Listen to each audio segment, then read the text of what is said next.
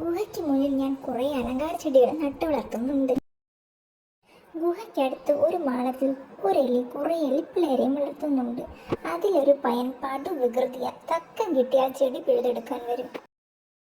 ഇന്ന് ഒരു ദിവസത്തേക്ക് നിങ്ങൾ ചെടിക്ക് കാവൽ നിൽക്കാമോ? എനിക്കൊരു യാത്രയുണ്ട്. എലിപ്പയ്യന്റെ ശല്യം എന്നേക്കുമായി ഞങ്ങൾ തീർത്തു തരാം കരടിച്ചേട്ടാ. അത് മതി. എന്നേക്കുമായി പയ്യന്റെ ശല്യം എങ്ങനെ തീർക്കും സൂത്ര? ആ ജോലി തനിക്കാം. എനിക്കോ? താൻ ആ എലിപ്പയ്യനെ കോക്കർ കാട്ടി പേടിപ്പിക്കണം. എന്നിട്ടും അവൻ ചെടി പറിക്കാൻ വന്നാൽ വേറെ വഴിയുണ്ട്. ഞാൻ വേറെ കോക്കർ കാട്ടണോ?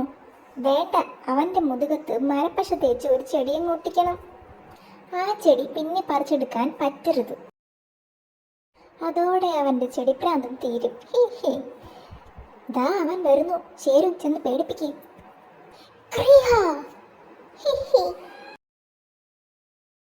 പേടിച്ചില്ല സൂത്ര, ചെടി ഒട്ടിക്ക്. നിന്റെ പ്രാന്തെന്ന് തീർക്കുമടാ ഞാൻ. ഇനി അവൻ ഇതുവഴി വരില്ല.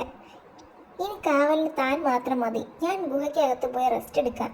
എടാ പരമ ബോറ, നീ ഇവിടെ കിടപ്പാണോ? മറ്റേ മണ്ടനം തല്ലിയിട്ട് കാര്യമില്ല. ചെടി ഒട്ടിക്കുന്ന ഐഡിയ നിന്റെയല്ലേ? എന്തു പറ്റി ചേട്ടാ?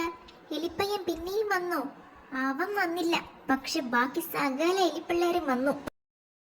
പയ്യന്റെ മേക്കപ്പ് ഇഷ്ടപ്പെട്ട് ചെടി പറിക്കാൻ വന്നത് അവന്മാര്. മണ്ടൻ ഷേരു സകലതിനും ചെടി ഒട്ടിച്ചു. അതോടെ ചെടി തീർന്നടാ.